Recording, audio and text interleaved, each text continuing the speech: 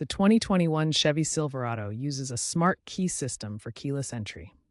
Programming a new or replacement key fob typically requires a visit to a dealership due to enhanced security protocols. The key fob communicates wirelessly with the vehicle's body control module and immobilizer control module. Chevrolet recommends professional programming to avoid security risks or vehicle malfunctions. Recent over-the-air firmware patches via Chevy's connected services can remotely update key fob pairing algorithms. Dealerships provide the most reliable programming option, ensuring full functionality and security compliance. Some owners attempt DIY programming using OBD2 scanners with key programming modules. Success rates vary by trim level, with basic trims having higher success rates than premium ones. The official method involves cycling the ignition and pressing specific buttons on the fob to enter programming mode.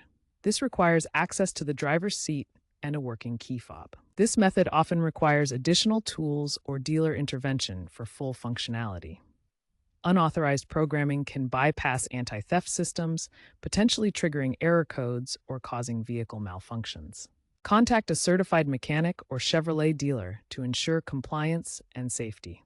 This prevents security risks and maintains your vehicle's warranty.